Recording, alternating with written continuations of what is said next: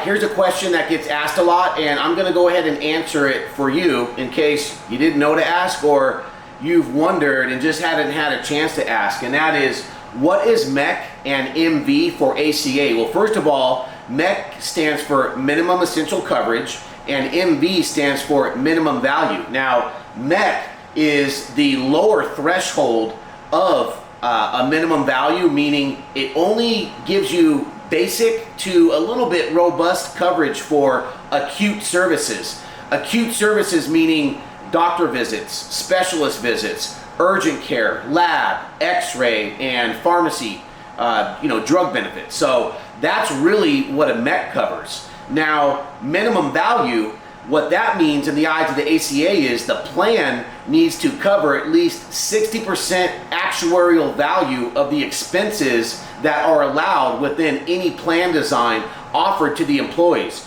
And to take that a step further, the employer mandate states that the cost of the employee cannot exceed, in 2023, 9.12% of the employee's income. So another question that comes up after those basics are explained is, well, Tommy, why do I need to offer these, and what's the difference between penalty A, penalty B? Which one does this cover? Which one doesn't? So let me make this very simple for you. A minimum essential coverage plan, just offering it is going to cover penalty A. Penalty A states that an employer must offer at least minimum essential coverage to 95% of their full-time equivalents. Minimum value is what covers penalty B.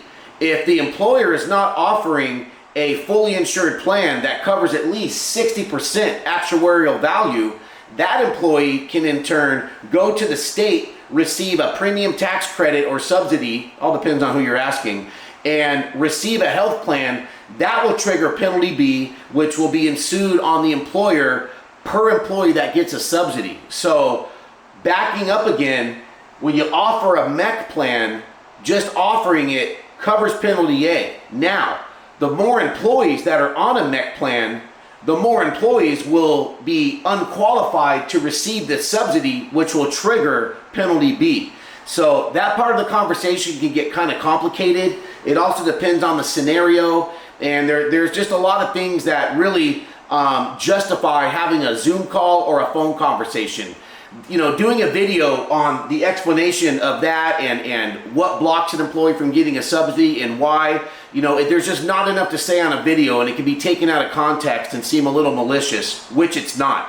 What you're trying to do as a broker is two things. You want to first and foremost protect the employer from getting penalties, and also achieve offering the most affordable access to all the employees, not just the full-timers. So I'd love to have this conversation with you sometime so you can get a little bit more knowledgeable on the difference. I understand most of your career you've only offered fully insured plans. You've never really needed to dive deep and understand the difference between the two. But as the months go on, the quarters go on, the years go on, carriers keep taking rate actions. I don't see health plans getting any cheaper. In fact, they're getting more expensive. Even in the self-funded and level-funded world, things are getting more expensive. And these participation requirements are absolutely killing you as far as getting a plan put in place. So I've got a solution for that. You can look me up on my webpage, fill out my contact form. My email and phone number are on there. I'm all over LinkedIn. My email and phone number are scattered all over the internet. So I really do look forward to having this conversation with you very soon.